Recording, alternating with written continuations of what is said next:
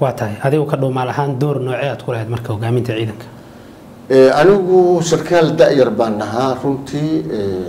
hogaamin badan ma aanan lahayn laakiin waxaan ka mid ahaa raggii waxaan ku raadayay taliyo kooxyada iyo taliyo horimada iyo ayaan ka mid ahaa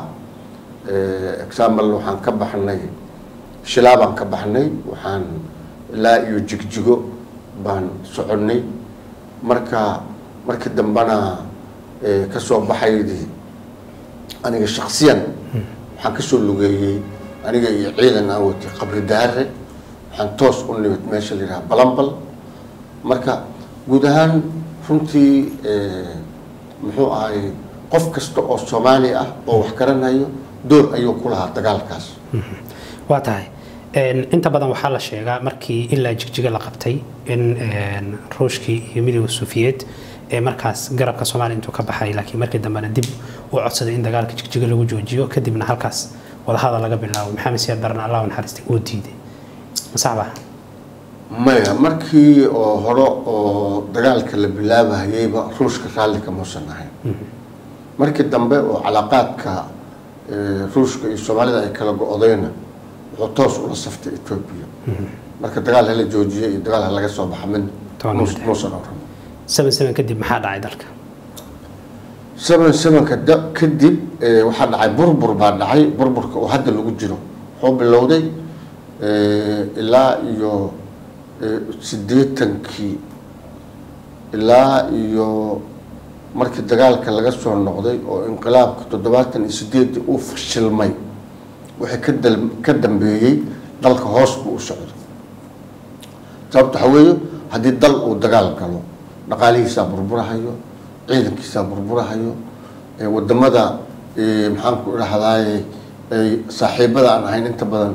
barnaamijka hanti wadaag uu ahaayo maaragtay waxaan u boodnay markiiba reer galbeedka iyo Mareykanka aan u boodnay ayaguna aad nooma aaminsaneen oo hadii qodob bari ka timid markiiba inay aaminaan way adkaanaysaa marka dalka wixii ka bilowda 78 markii dagaalka laga soo noqday wuxuu u socday graafkiisa hoos buu u socday marka waxyaalaha aan isdhihi karo runtii waxa ka mid ahaa dadka Soomaaliyeed mayna ku dhiiran jirin inay Ethiopia galaan oo dadka Soomaaliyeed maskaxdooda aad waxa ugu jiray inay yihiin dad cadaawad ay ka dhaxayso marka tagitaankii jabhadaha ay tageen oo Ethiopia ay galeen oo ay dabada la galeen oo Ethiopia ay hubaysay oo wadanka ay ku soo duuleen maxaan ku raahday wixii ka dambeeyay graafka dalka hoos buu u socday marka waa tahay intaan markii dagaalkii yani ama lagu jawaab la yiraahdo oo yani ama dib baa loogu soo noqday hal la yiraahdo waxaa la sheegay in saraakiil xigeenno intii loo yeeray loo sheegay in abaalmarin la siin doono kadibna la laayay ma jirto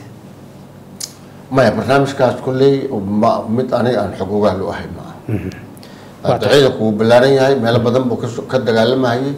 لكن شخصيا. لكن ما أنا أجنّي ماشي إيريا ده أنجبني. وحلقة قاعدين مجرا وحلقة لاجين ما أركي. وقتها بشي كواد سنة دي يكون سجال بقرصاش اللي كودي وحجود هم بمجال بربري ونواحي كذا لو وريجي ونوجي كتر سنة عيدا ما دي SNM وكسر يعني لا دجال ما حكومة دي جال محمد سياد برا الله ونهارسته واحد كل جرت سراكيل عيدا إيداد قحوتية أو لو قبتي بربرو كدبنا أنت محكمة وحكومة ينل اللي يجري سمني لا صار كدبنا ذاتك لبا لو كلا قيبي قارنا لو لا يدولت كا أربوركا مجال بربرة halka qaar kale la sii daayay dadkii la sii daayay ayaad ku jirtay oo ka badbaaday bal sidee wax u dhaceen maalinkaas kun sagaal boqol iyo sagaashan iyo kowdii horta waxaa dhacay dowladda Soomaaliyeed anigu markaa waxaan ku sugnaa magaalada Berbero dagaalada ka dhacay ilaa Hargeysa dagaalka markii ugu dambeeyay oo weerarka ahaa oo ugu xoog badnaa wuxuu ka dhacay Mandheera iyo macalinkeed cuna iyo eriyadaas ka dhacay oo duleedka dhinaca Hargeysa oo maaragtay magaalada berbera ah ciidankiisu dagaalka ugu maqnaa ayaa waxaan ka war helnay ciidanka wuu soo jabay taliyihii iyo wixii la socdayna way gudbeen iyo magaaladii oo maaragtay ay la wareegeen nimankii SNM-ta ah runtii barnaamijkaas aniga dadkii la qabtay baan ku jiray markii 3 bilood baan xirnaa markii dambana maxkamad baa la saaray maxkamadda markii la saarayna waxa ii heliyay oo ii hadlay waxa ay dadka reer berbera runtii halka aan uga mahad celinayo qofka markii maxkamadda la keeno dadweynaha wuxuu joogaa maxkamaddu tuuran yahay 3 su'aalood baa la weydiinayaa qofka waxa la weydiinayaa qofka koowaad waxa la leeyahay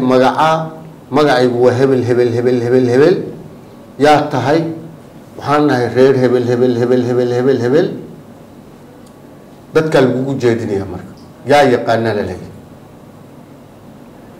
laba system boo marka dadku noqonaya 3 qaybood ama waxa lagu sheegayaa xumaan oo waxa la leeyahay qofkaas waa qof xun dadka sidaas u dhibaateeyay saasuu yeelay ama waxa lagu sheegayaa wanaag oo waxa la leeyahay qofkaas waa qof wanaagsan wax dhibaato ah ma laha iskuulad ma jirto rejiim baad la dagaalamayseen rejiimka aad la dagaalamayseen haddaad rideen dadka Soomaaliyeed badbaadiya waka qofna halkaas baa wanaagaas lagu sheegay qofna waxa la leeyahay ma naqaanaba marka anigu waxaan ku jiray dadkii ay dadku u hadleen ilaa iyo 5 iyo 20 qof ayaa ii hadashay oo maaragtay yiri muxuu ahay ninkaas waa nin mareexaan ah oo madax ka ahaa saldhigga berbera booliiska dadka reer Sheekh Isxaaq wax dhib ah oo u geystay ma jiraan waxaan ka sheeganaynaa wanaag marka aan booliis baan ahaa booliiska markaan ahaa oo tababarka runtii ka faa'iideystay iskoola booliisiyo waxa aad ila taliyay waqooyina aan u socday nin aan saaxiib ahayn oo dhintay hadda oo Cabdi Suguule la yiraahdo Allahu raxmado ninkaas wuxuu yiri 3 qaybood oo booliisku leeyahay baan rabaa inaan ku sheego koo dadka Soomaaliyeed oo madax u noqonaysa la saaxiib buu laba nimanka adiga ka sareeyo oo booliiska ana iska ilaali 3 ciidanka adiga aad xukuntana u roono runtii wuxuu ahaa nin oo aqal ah aqoon badan macallin ah macallimintayda kulliyadan uu ku jiray kamid buu ahaa marka talooyinkii inta badan aan qaatay waxa kamid ahay 3 qaybood oo uu ii sheegay ninkii macallinka marka dadkaas jabhadaha kacay dadkii waa lagu xadgudbahayay waxaan sameynayay marka 3 qodob koobaad qofkii la dilo inaan la xabaala ayaga oo aan u gurmado oo aan u tago oo booyada biyaha u geeyo oo qabrigii lacagtiisa wax ka bixiyo oo ayagii maaragtay dadkaas aan la aaso qayb ay ahayd qaybta labaadna waxay ahayd wixii la xiray inaan ka daba tago oo maaragtay ay qofkan sax ma ah wuxuu ku xiran yahay ama wiil ha noqdo ama gabar ha noqdo ama oday ha noqdo ay sax ma ah haddii aan sii dayn karana la sii daayo haddii aan sii dayn waayana aan daba socdo qodobka saddexaadna wuxuu ahaa qofkii dhibaatada ku dhacday laftiisa inaan inta u tago u tacsiyeeyo wixii aan heli kara markaa aan siiyo ayuu ahaa marka qodobadaas aan ka shaqayn jiray waxay dhaxal siisay meesha aan madaxda ka ah in lagu qabto xoogagii SNM-ta ay la wareegaan lay xiro maxkamad lay saaro dadweynihii aan anigu la shaqayn jirayna ay dib ii difaacaan markii dambana maxkamadda liiga sii daayo odayaashii lagu wareejiyo ay soo kaxeeyaan waxay soo kaxeeyay suldaan maxamed suldaan cabdilqaadir oo mar dhow dhintay Allahu raxmadee oo suldaanka beelaha Somaliland oo guudna wuu ahaa suldaanka ciida galena wuu ahaa suldaankaas ay soo kaxeeyay berberu iga soo kaxeeyay aniga iyo 7 qof oo gabar toddoba qof oo ogaadeen ah oo gabar ay ka mid tahay iyo aniga 8daas qof ayaan yuna soo kaxeeyay wuxuuna keenay berberu naga soo qaaday hargeysuna soo mariyay kaam abakor buu na soo mariyay gaashaanka meel la yiraahdo familkooda ay degan yihiin baan habeenkii barinay uu naga soo qaaday awaaruna keenay awaare iyo ogaadeen hadduna dhax keenay waxaan nidhi waa mahadsanta markii uu nagu wareejiyay ninka suldaan ninka saaq oo suldaan ah oo yiri 7daas qof waa ogaadeen ninkaana waa nin marxaan oo korneel ah ninkaas marxaanka oo korneelka hadda dishaan yaa la dhihi muran heesha isxaaq ma dili wuuna kala jeeday suldaankii oo walwala hayaan arkay waxaan ku yiri suldaan walwali aniga ogaadeen iyo Soomaan joog ha faraha iga qaad ana iswadahay adigu meeshii la yiraahdo awaare baan ka soo baxay dhagax buur baan soo maray shay goosh baan bariyay qabri daharaan imid dhanaan baan bariyay goday baan imid waxaan imid meeshii la yiraahdo baarey baan ka soo lugeeyay luuq baan luuq ku soo galay marka barnaamijkayga soo yaalka sidaas oo ah maadsan waayahay waxaa jiray islaameeshaas dad oo shacab ahaa oo qaxooti ahaa baa lagu laayay baa la yiri maxay kula ahayd sababta loo laayay maan ka jawaabi karo sababta waxa weeye aniga waa la qabtay waa la xiray marka ma dhihi karo intaas oo qof baa la laayay intaas lagu xadgudbay ay marka waxa aad sheegaysid waa wax oo practical inaad hayso laakiin dadka laba qaybood ayay ahaayeen laba waday ku kala baxayeen intaan ogaan wixii dhinacaan oo laascaano iyo ceergaabo iyo dhinacaan ana waxaa bixinayay nimanka la yiraahdo habar jecel ayaa kaxaynayay wixii dhinacaan maxaan ku dhahay Hargeysa iyo dhinacaan kale oo koonfurta Burca ana waxaa wadahayay niman la yiraahdo ciida gale iyo habar yoonis special wadadan dheer oo aado meesha dhul dhinacaan dhul bahantaha aado inta badan niman habar jecel la yiraahdo oo dhul bahantaha ay ood wadaag yihiin ayaa dadka kaxaynayay haday noqon lahaayeen dhul bahante haday noqon lahaayeen mareexaan haday noqon lahaayeen majeerteen nimankaas dadka kaxaynayay dhinacaan kale oo koonfurta dadka waxa aad u kaxaynayay nimanka la yiraahdo ciida galaha iyo nimanka la yiraahdo habar yoonis garxajiska la isku yiraahdo marka dadka baa maaragtay muxuu ahaa waxay siyaabo kala duwan wax kala sheegay mooyaan laakiin gurmad oo caadi ah ayay dadka dariska ay yihiin ayay u sameyn jireen hay'ad waxaad ka garanaysaa suldaankaas suldaan maxamed suldaan cabdul qaadir marka uu nakaxeeyay intuu masaafo berberu naga qaaday ilaa iyo wuxuu nageeyay awaar marka waad fahmi kartaa marka in dadku dad isdhex gal oo maxaan ku dhahaa abti isu ah iyo maxaan ku dhahaa seedi iyo sodog iyo gabdhaha iska guursado oo isdhex galo oo caadada Soomaalida isku bixinayo ayay ahaayeen waa tahay burburka kadib halkaad ku noolayd burburka kadib waxaan ku sugnaa deegaanka anigu aan ka soo jeedo special degmada Balxaw siyaas barana ma noqonin dibadna ma aadin waxa dalka ka dhacayo dhan waa joog waa tahay inta badan dadku waxa isaga dhaxayacsan darajooyinka ciidanka bal haddii aad sharaxaad naga siiso darajooyinka ciidanka horta waxay ka bilaabataa dabla buuxay ka bilaabataa marka askariga la qoro oo la xareeyo waxa la yiraahdaa layla dable sarkaalka markii la qoro oo la xareeyana waxa la yiraahdaa layla sarkaal marka darajada waxay ka bilaabataa layla dable markuu ka soo baxo layliga oo tababarka u dhamaado wuxuu noqonayaa dable buux waa darajada koobaad weey darajada labaad waa markuu alif qaato waa alif wuxuu noqonayaa taliye unug darajada saddexaad waa laba alif taliye unugna wuu noqon karaa kabni saajin wax la yiraahdana wuu noqon karaa oo maaragtay kooxda ninka fayliyo oo isku duwo oo maxaan ku dhaha ciidanka controlo buu noqon karaa. waxaa ku xiga saddex alifle.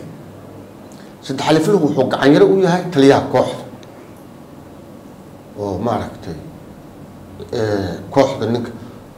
30 nin anaga nidaamkanagu waxaa weeye xidiglaha xukumo. xidiglahaas ayuu marka wuxuu u yahay gacan yare ciidanku fayliya askarta. waxaa la yidhaha marka kabni saajin baa la dhahaa, kabni saajin.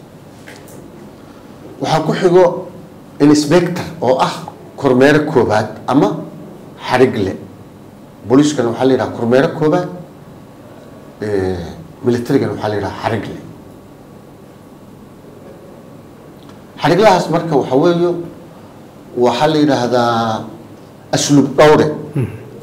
wuxuu arasan ka yahay oo isku duwo ka yahay horinta. waa arasan wey. waxaa ku xiga marka laba xarigle. laba xariglahaas wuxuu arasan ka noqonayaa ama ku-xigeen ka noqonayaa ururka ayuu arasan ku-xigeen ka noqonayaa, ama meelaha logisticada ayuu sida maaragtay saanada oo kale, raashinka oo kale, maxaan ku idhahdaay waxyaalahaas, ama taliska oo kale, waxyaalahaasuu madax ka noqonaya. ninka saddex xariglaha ah waxaa weeye waa arasan guud. ururku markuu ilaa 600 gaarayo, nin saddex xarigla ah ama kormeere saddexaad ah ayaa wuxuu ka noqonayaa asluub dhowre af Soomaaliga. marka arasan guud baa la yidhaahdaa. faylinta, sibiliinka, akhrinta, nidaamka, isku dubsidda, raboorka saraakiisha loo celinayo. waa nin awoodiisa aan caadi ahayn. waxaa ku xiga xidigle. xidigluhu waa taliyo koox. laba xidigluhu waa taliyo horin ku-xigeen. dhamme waa kabtan. waxa weeye waa taliyo horin buuxa weeye. dhammaha iyo laba xidiglaha iyo xidiglaha waxaa laisku yidhaahdaa saraakiil hoose ayaa laisku yidhaahdaa. mijirka marka mijir kabtanka uu dhigo mijir buu qaadanayaa. gaashaanle ilaa gaashaanle dhexe ilaa gaashaanle sare waxaa laisku yidhaahdaa saraakiil sare ayaa la yidhaahdaa. calaamad gaduudan bay qaadanayaan halkaana waa saraakiil sare. sareeyo guuto iyo sareeyo gaas iyo sareeyo guud waxaa laisku yidhaahdaa sareeyayaal, ama waa generaallo kala heer sareeyo oo brigadier general, major general, lieutenant major general iyo full general baa lahaa.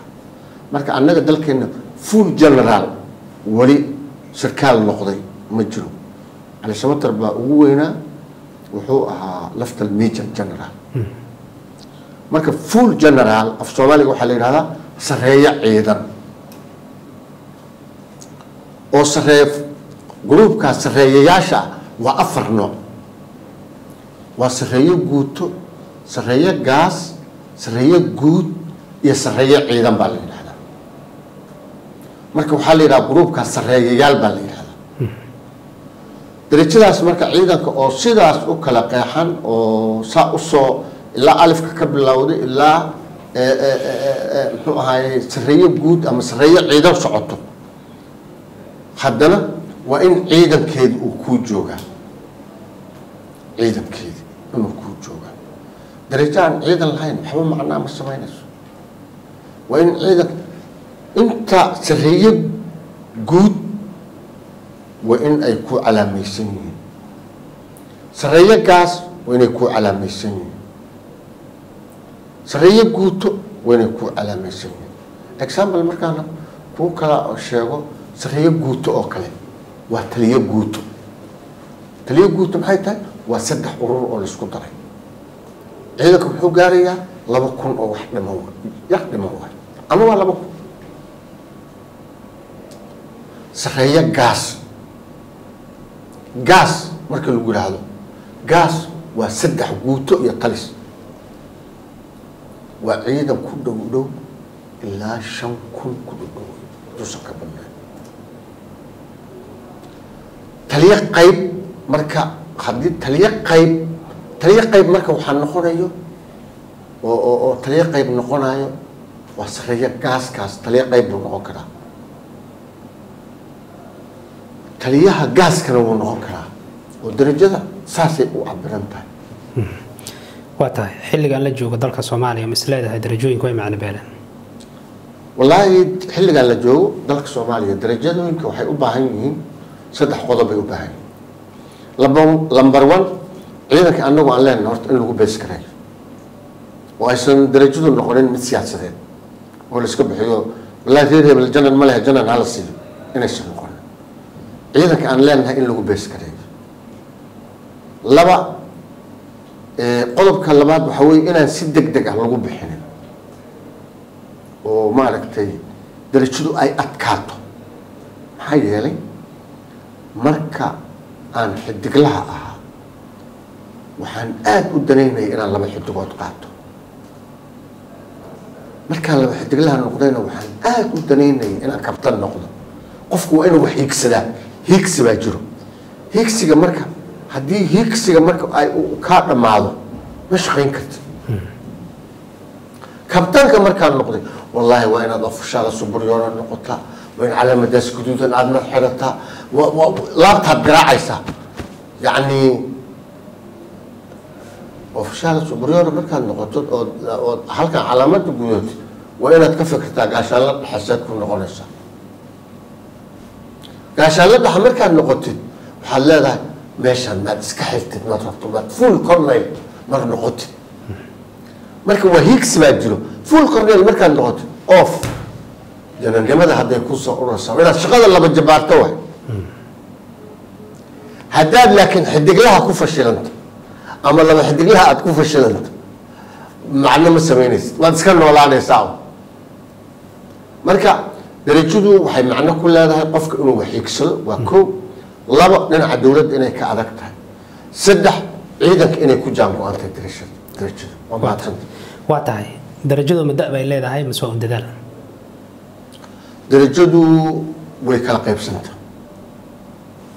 qofku horta waa inuu jiraa xilli uu beesha ku galay beesha macnaheedu waxa weeye shaqada ciidanku qofka ka nasanaya jaanis buu bixinaya 2 qayboodba marka da'dana way keentaa marka hore oo qofka la qorahaya waxaa lala gelayaa macluumaad qofka inta uu shaqada haynayo example 18 jir baad ku qorotay shaqada ama 20 jir baad ku qorotay 20 jir baad ku qorotay 20 ba ka soo qaad 20 baad ku qorotay 30 sano inaad shaqaynaysaad saxiixday 30 kaas sano haddayna dawladdu ku baahanin hal maalin laguguma daray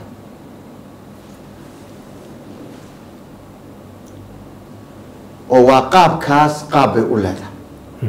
waxaa la yidhaha qofkaas beeshin buu gelayaa qofkaas beeshinkaas marka maxaa weeye lacagta uu qaadan jiray 3 meelood markii loo dhigo 2 meelood buu qaadanayaa hadduu madax ahaa waardihiisa wuu haysanayaa shaqaalihiisa wuu haysanayaa gurigiisa uu ku jira wuu haysanayaa markii loo baahdo waa la soo celin karaa waa tahay taas marka waxaa weeye waa qayb waay qaybta labaadna waxaa weeye waa qayb oo anagu hadda ma lihin qaybtaas ma lihin qaybta labaadna waxaa weeye qofku inuu age noqdo